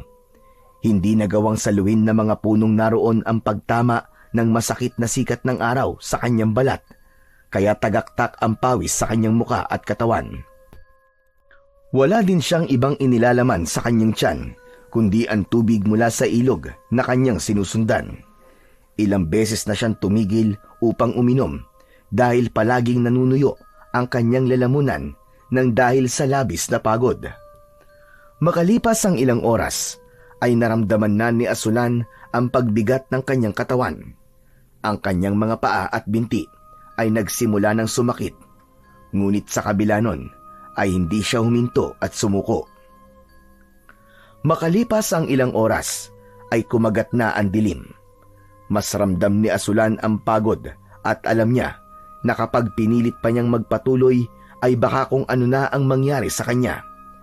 Nang makakita siya ng isang malaking puno, ay nagdesisyon siya na doon muna magpahinga. Maraan siyang umupo sa ilalim ng puno. Isinandal niya ang kanyang likod sa katawan ng puno. Mula roon ay nakita niya ang kalangitan na punong-puno ng mga bituin. Dahil doon ay naalala niya ang kanyang ama. "Huwag po kayo mag-alala, tatay. Malapit na tayo magkasamang muli. Alam ko po na labis na po ang pag-aalala niyo para sa akin. O baka nga iniisip niyo na patay na ako. Sana'y mahintay niyo pa po ko, tay. Pauwi na po ako." Napayuko si Asulan at hinigpitan niya ang pagkakahawak sa kanyang sisidlan. Hindi nagtagal ay humiga na si Asulan sa lupa. Ipinikit niya ang kanyang mga mata at niyakap niya ang kanyang sisidlan. Yun ang kanyang paraan upang protektahan ang pinakamahalagang bagay na meron siya ng sandaling yon. Sa kabila ng takot at pangamba, ay pinilit ni Asulan na ipahinga ang kanyang pagod na katawan. Sa gitna ng mababaw na tulog ni Asulan, ay bigla siyang nagising dahil sa kaluskos na kanyang narinig. Umupo siya at sa kanyang unahan ay nakita niya ang dalawang anino na marahang lumalapit sa kanya. Dahil doon ay mabilis siyang bumangon. Nang malapit na ang mga anino sa kanya, ay doon niya nakita ng buo ang mga nilalang sa kanyang harapan. Dalawang aswang yon na may nanlilisik na mga mata. Hindi nagpadala sa takot si Asulan. Mabilis niyang kinuha ang patalim mula sa kanyang sisidlan at itinapat yon sa mga aswang matapos niyang tumayo. Hindi siya makapaniwala na may ganong nilalang sa kagubatan na yon. "Huwag kayong lalapit! Subukan nyo! Hindi ako natatakot sa inyo! Kayang-kaya ko kayong labanan kahit mag-isa lang ako!" Hindi natinag ang mga aswang. Umangil pa ang mga yon ng malakas na parang nais ng mga yon na masindak si Asulan. Biglang sumugod ng mabilis ang isang aswang at halos hindi na nakita ni Asulan ang paggalaw nito. Nang nasa harap na niya ang isang aswang, ay sinubukan niya itong undayan ng saksak, ngunit mabilis itong nakaiwas. Tatakbo na sana si Asulan, pero hinawakan at hinila ng isa pang aswang ang hawak niyang sisidlan. Hindi niya pinakawalan ang sisidlan at mas lalo niyang hinigpitan ang pagkakahawak niya roon. Alam niya na hindi niya yun maaaring ibigay sa aswang dahil naroon ang salimbayan, ang pag-asa ng kanilang bayan. Dahil walang balak ang aswang na bitiwan ang sisidlan ni Asulan, ay muli niyang ginamit ang patalim. Buong lakas niyang sinaksak sa balikat ang aswang. Doon na malakas na hinila ni Asulan ang sisidlan. Nang mabitiwan yun ng aswang, ay malakas niya itong sinipa sa tiyan. Bumagsak ito sa lupa, ngunit alam niyang hindi pa tapos ang laban. Mabilis na tumakbo palayo si Asulan, ngunit isang tao ang nabangga niya. Napaatras siya at nagulat nang makita kung sino ang nasa kanyang unahan. "Daragit!" "Asulan, ano nangyayari? Bakit parang takot na takot ka?" "Tulungan mo ko! May mga aswang! Inaatake nila ako!" Hindi na nagsalita pa si Daragit. Mabilis itong lumingon sa mga aswang at walang pagdadalawang isip itong sumugod sa mga yon na parang wala itong katiting na takot. Sa malakas nitong suntok at sipa ay nagawa nitong mapaatras ang mga aswang. Hindi makapaniwala si Asulan sa nakikita niya dahil tila sanay na sanay si Daragit sa ganong labanan. Tila natakot ang dalawang aswang kay Daragit at umatras ang mga yon. Mabilis na tumakbo ang mga aswang hanggang sa tuluyang nilamon ang mga yon ng kadiliman. Lumapit si Daragit kay Asulan na nanginginig pa rin sa takot.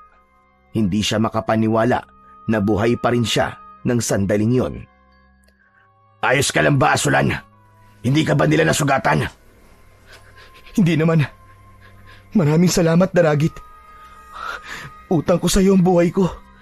Kung hindi ka dumating, malamang patay na ako ngayon." "Walang anuman. Delikado sa kagubatang ito, lalong-lalo na sa gabi. Maraming gumagalang aswang dito na laging naghahanap ng kanilang magiging biktima. Napatingin si Asulan sa direksyon kung saan tumakbo ang mga aswang. Alam niyang may posibilidad na bumalik ang mga yon anumang oras. San ka ba papunta? Ihahatid na kita. Nagdalawang isip si Asulan, pero nang maalala niya ang pag-atake ng mga aswang, ay napagtanto niyang mas ligtas nga siya kung may kasama siya. Kahit hindi pa niya lubos nakilala si Daragit, ay mas mabuti nang may kasama siyang kayang makipaglaban sa mga aswang kaysa mag-isa niyang tahakin ang kagubatan. Salamat ulit, Daragit, ah. Pasensya na sa abala. Huwag mong isipin yun.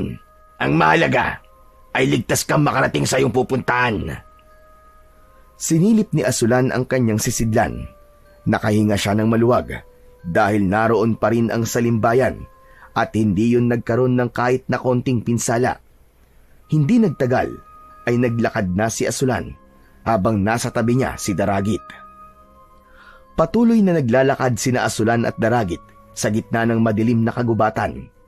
Hindi na nagawang itago ni Asulan ang labis na pagod at antok. Makailang beses siyang natumba at huminto dahil pakiramdam niya ay bibigay na ang kanyang katawan. Hanggang sa naisipan na nga ni Asulan na magtanong sa kanyang kasama. Daragit, ano palang ginagawa mo sa kagubatan na to? May hinahanap ako. Isang napaka-importanteng bagay. Anong bagay yon? Baka matulungan kita. Hindi sinagot ni Daragit ang tanong na yon ni Asulan, kaya hindi niya na ito pinilit na magsalita. Makalipas ang ilang minuto, ay mas lalong naramdaman ni Asulan ang pagbigat ng talukap ng kanyang mga mata. Bumagal na ang pagakbang niya na parang anumang sandali ay bibigay na ang kanyang katawan. Napansin naman yun ni Daragit at huminto muna ito sa paglalakad. Magpahinga ka na muna, Asulan. Ramdam kong hindi mo na kaya magpatuloy sa paglalakad. Isa pa, mas ligtas kung bukas ng umaga na lang tayo maglalakbay. Tama ka, Daragit. Hindi na talaga kaya ng katawan ko. Kailangan ko na magpahinga kahit saglit lang. Huwag ka mag-alala at kasama mo naman ako. Kung sakaling bumalik ang mga aswang na yon, ay kayang-kaya ko silang itaboy ulit. Tumingin sila sa paligid at napansin nila ang isang malaking puno na may malalapad na ugat. Sinabi ni Daragit na maaari silang magpahinga doon. Tinungo nila ang malaking puno. Sumandal sa puno si Daragit at saka pumikit. Habang si Asulan naman ay inalis ang pagkakasabit ng sisidlan sa kanyang balikat. Humiga siya sa malamig na lupa at niyakap ang kanyang sisidlan. Ipinikit na rin ni Asulan ang kanyang mga mata. At dahil kampante siya, dahil naroroon si Daragit, ay mabilis siyang nakatulog. Sa gitna ng maimbing na pagtulog ni Asulan, ay bigla siyang napabalikwas. Agad siyang napaupo habang may hindi maipaliwanag na kaba sa kanyang dibdib. Nagulat siya nang makita niya ang diwatang si Salimbay sa kanyang harapan. Salimbay? Diyos ko, ikaw lang pala. Akala ko kung sino na eh. Hindi sumagot ang diwata. Marahang tumayo si Asulan at nagtaka siya sapagkat hindi niya na nakita doon si Daragit. Alam kong nagtataka ka kung bakit nawala ang lalaking tumulong sa'yo laban sa dalawang aswang. Ngunit hindi lamang siya ang nawawala, Asulan. Nanlamig si Asulan.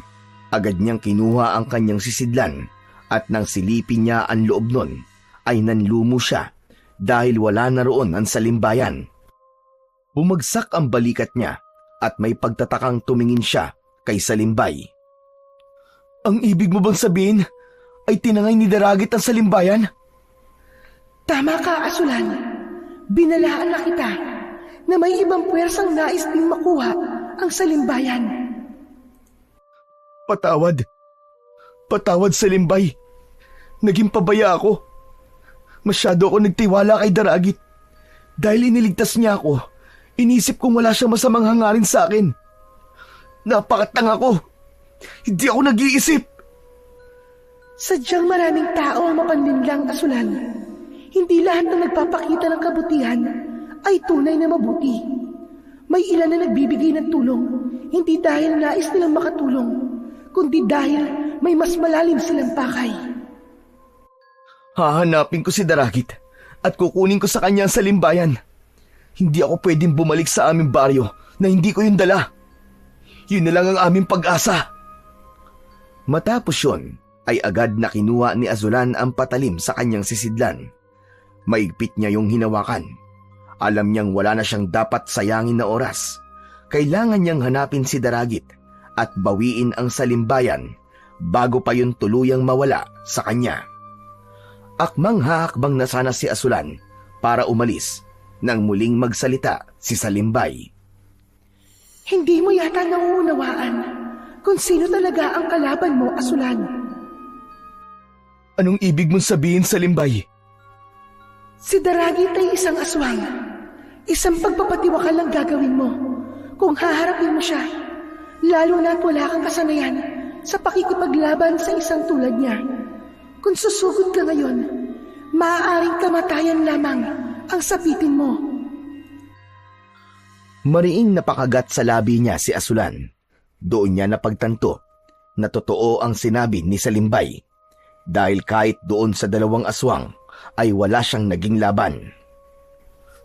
Pero hindi ko pwedeng hayaan na mawala ang salimbayan. Yun lang ang pag-asa ng aming baryo para gumaling ang mga tao ron. Hindi kita pipigilan sa iyong hangarin, Asulan. Hanapin mo si Daragit at bawiin mo sa kanya ang salimbayan. Ngunit bago mo gawin yon, ay may isang bagay kang kakailanganin. Itinaas ni Salimbay ang isa nitong kamay at mula sa palad nito ay unti-unting lumitaw ang isang maliit na batong kulay asul na bahagyang kumikinang. Ano yan, Salimbay? Ito ang makapangyarihang mutya ng asong gubat. Habang tangan mo ito, magkakaroon ka ng katangian ng isang asong gubat. Magkakaroon ka ng hindi pangkaraniwang lakas at bilis na hindi taglay ng isang pangkaraniwang tao. Ipinagkakaloob at ipinagkakatiwala ko sa iyo ito, Asulan. Walang pag-aalinlangan na kinuha ni Asulan ang mutya mula sa diwata at nang ikulong niya yon sa kanyang palad ay isang kakaibang pakiramdam ang bumalot sa kanyang katawan. Tila nagising ang isang lakas na hindi niya alam na meron siya. Maigpit na hinawakan ni Asulan ang mutya at matapang na tumingin kay Salimbay. Mahal na diwatang Salimbay, hahanapin ko si Daragit at kukunin ko sa kanya ang salimbayan. Matapos yun, ay isinilid na ni Asulan ang mutya ng asong gubat sa kanyang bulsa. Naramdaman niya na mas naging gising ang kanyang pandama, naging matalas ang kanyang mga mata, at maging ang pang-amoy niya ay naging kasing talas gaya ng sa asong gubat. Sinamyo ni Asulan ang hangin at naamoy niya mula roon si Daragit. Wala na siyang sinayang na oras. Mabilis siyang tumakbo at sinundan niya ang amoy ni Daragit.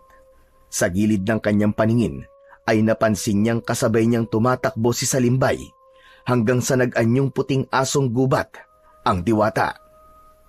Hindi nagtagal ay palakas ng palakas ang amoy ni Daragit. Alam ni Asulan na malapit na siya sa kinaroroonan ng kanyang kalaban. Makalipas lamang ang ilang minuto ng pagtakbo, ay nakita na ni Asulan si Daragit. Nakatalikod ito sa gawi niya at naglalakad habang bitbit nito sa isang kamay ang salimbayan. Hindi na nagdalawang isip pa si Asulan. Gamit ang bilis at lakas na bigay ng mutya, ay mabilis siyang sumugod kay Daragit. Nang malapit na siya rito, ay buong puwersa niya itong sinipa sa likod. Napasubsob naman sa lupa si Daragit. Agad na tumayo si Daragit at nang humarap ito kay Asulan, pinunasan nito ang dugo sa gilid ng labi nito gamit ang sarili nitong kamay. Hayop ka! Traidor ka! Ibalik mo sa akin ang salimbayan!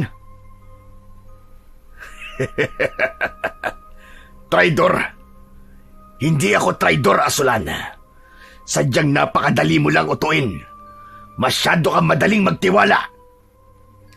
Akin ang salimbayan, Daragit. Kailangan niya ng mga tao sa aming baryo. At ano sa tingin mo? Hindi ko rin ito kailangan.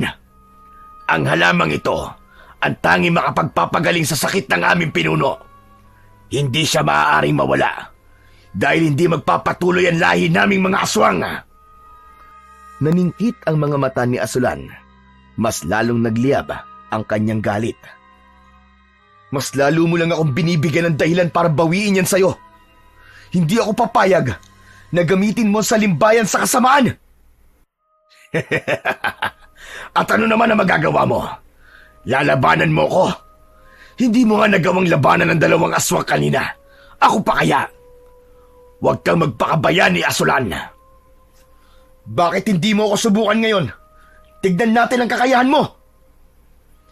Nang sandaling yon, mula sa likuran ni Asulan ay dumating si Salimbay na nasa anyo pa rin ng isang malaking puting asong gubat. Tahimik itong lumapit at tumayo sa tabi niya. Ang matatalas nitong mga mata ay nakatuon kay Daragit.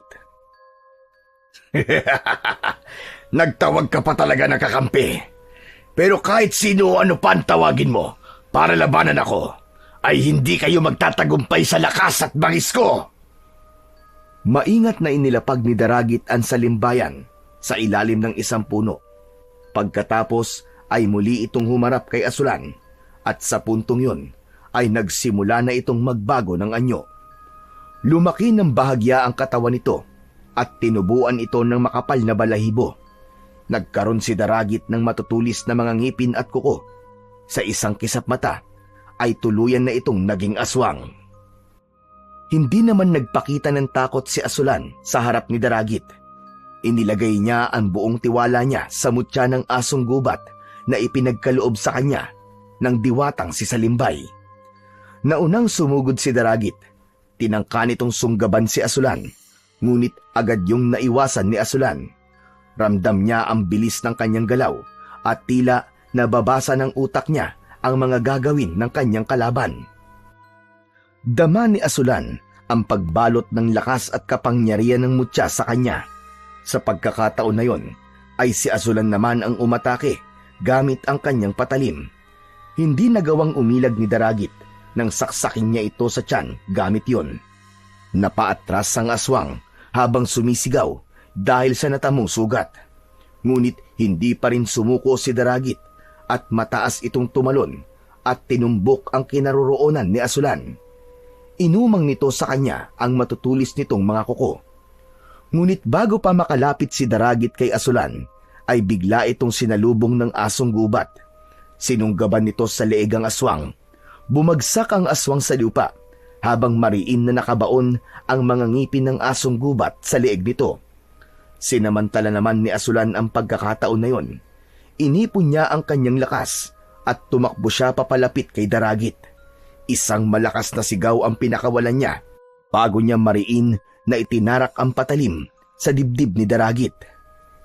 Hinila niya yon pababa, papunta sa tiyan nito. Bumulwak sa malaking sugat na yon ni Daragit ang masaganang dugo at lumabas pa ang ilang lamang loob nito. Unti-unting nawalan ng bangis ang mga mata ni Daragit hanggang sa tuluyan na yung binawian ng buhay. Tumayo si Asulan sa tabi ng bangkay ni Daragit habang ang asong gubat naman ay bumalik na sa pagiging diwata nito. Masyado kang mayabang, Daragit. Nakita mo na ang nangyari sa'yo. Masyado mo minaliit ang isang taong may magandang hangarin. Ngayon, ikaw ang natapos sa sarili mong laro. Nagtagumpay ka, Asulan. Binabati kita. Pinatunayan mo lang na ikaw talaga ang karapat-dapat na magmay-ari ng mutya ng asong gubat. Sana'y huwag kang magbago at patuloy mo yung gamitin sa kabutihan upang ipagtanggol ang mga walang kalaban-laban. Maraming salamat sa inyo, mahal na diwatang Salimbay. Napakalaki na naitulong mo sa akin. Simula sa pagbibigay mo sa akin ng salimbayan hanggang sa pagkakaloob mo sa akin ng mutya ng asong gubat. Lumayo si Asulan sa bangkay ni Daragit at kinuha niya ang salimbayan. Muli niya yung inilagay sa kanyang sisidlan at muli niyang ipinagpatuloy ang kanyang paglalakbay pauwi sa kanilang baryo. Bitbit ang halamang salimbayan ay tahimik na naglalakad si Asolan palabas ng kagubatan. Nakasunod pa rin sa kanya si Salimbay na nasa anyong asong gubat. Ramdam niyang nais ni Salimbay na makasiguro na ligtas siyang makakarating sa kanilang baryo. Hindi nagtagal ay sumikat na ang araw at nakarating na rin si wakas si Asolan sa labas ng kagubatan. Doon ay nakita niya ang isang mahabang daan at walang pagdadalawang isip na tinahak niya yon. Hindi maitago ni Asolan ang pananabik sa kanyang puso dahil alam niyang malapit na siyang makarating sa baryo nila. Hindi nga nagtagal ay narating na niya ang kanilang baryo at habang naglalakad siya ay napansin niya na hindi makapaniwala ang mga tao habang nakatingin sa kanya. May narinig si Asolan na bulungan na ang akala ng mga ito ay patay na siya. Hindi inaasahan ni Asolan na sa kanyang paglalakad ay makakasalubong niya ang kanyang ama na si Tolome. Bakas sa mukha ng kanyang ama ang gulat. Lumapit ito sa kanya at nanginginig ang mga kamay na hinawakan ang kanyang muka. Hindi nagtagal ay nagsimula ng tumulo ang mga luha nito. Tay! Tatay! Anak! Buhay ka! Totoo ba ito? Hindi ba ako nananaginip lang? Mahinang tumawa si Asolan sa sinabi ng kanyang ama. Hindi ka nananaginip, Tay. Buhay po talaga ako. Imposible. Paano nangyaring buhay ka pa? Napakataas ng bangin kung saan ka nahulog. Tay, mahabang kwento. Pero ang malaga, ito po, dala ko na po sa limbayan. Matatapos na rin po sa wakas ang paghihirap ng mga tao dito sa baryo natin. Hawak ko na po ang lunas sa kumakalat na sakit dito sa ating baryo. Mula sa sisidlan na dala ni Asolan ay inilabas niya ang salimbayan. Napanganga si Tolome nang makita nito ang mahiwagang halaman. Diyos ko, yan na nga ba talaga ang salimbayan, Asolan? Opo, Tay. Ito nga po ang salimbayan. Kusa po itong ibinigay sa akin ng diwatang nagbabantay sa halaman na to. Pero mamaya na po tayo magkwentuhan. Kailangan na nating dalhin ito kay Tatang Elyong dahil siya lamang ang nakakaalam kung paano to gamitin. Tumango si Tolome at mabilis nitong pinunasan ng luha gamit ang mga kamay nito. Bago magtungo sina Asolan kay Tatang Elyong, ay lumingin muna si Asolan sa kanyang likuran at nakita niya si Salimbay na nasa anyong asong gubat pa rin na naglalakad na pabalik sa daan na tinahak nila kanina. Alam ni Asolan na tapos na ang misyon ni Salimbay kaya oras na para bumalik ito sa tahanan nito. Maraming salamat sa iyo, mahal na diwatang Salimbay. Ano ka mo? May sinasabi ka ba, anak? Wala po, Tay. Tara na po kay Tatang Elyong. Sigurado po ako na matutuwa siya dahil nasa atin na po ngayon ang salimbayan. Hindi lang matutuwa si Tatang Elyong, kundi magugulat din dahil ang akala namin ay patay ka nang talaga. Napangiti si Asolan sa sinabi na yon ng kanyang tatay. Hindi na siya nagsalita at magkasabay na nilang tinahak ng kanyang ama ang daan patungo sa kubol ni Tatang Elyong. Matapos matanggap ni Tatang Elyong ang halamang salimbayan mula kay Asolan, ay agad nito yung ginamit upang gamutin ang mga may sakit sa baryo nila. Sa loob lamang ng ilang araw, ay marami na ang gumaling at tuluyan nang napigilan ang pagkalat ng misteryosong karamdaman. Upang mapanatili naman ang biyaya ng salimbayan, itinanim ni Tatang Elyong ang ugat nito at inalagaan. Yun ay upang sa susunod na kailanganin nila ang kakayahan nito sa pagpapagaling ng kahit na anong sakit, ay hindi na nila kailangan suungin ang matinding panganib upang hanapin itong muli. Samantala, si Asolan ay itinanghal na bayani ng kanilang baryo. Marami ang humanga sa kanyang katapangan at determinasyon matapos marinig ang kanyang kwento kung paano siya nakaligtas sa bangin. nilabanan ng mga aswang at nagtagumpay sa pagkuha ng salimbayan. Tuluyan na ring tinanggap ni Asulan ang responsibilidad na kaakibat ng mutya ng asong gubat. At sa paglipas ng panahon, hindi lamang siya nakilala bilang isang mandirigmang handang ipagtanggol ang kanilang baryo mula sa kasamaan, kundi nakilala rin siya bilang isa sa pinakamahusay na manggagamot sa kanilang tribo.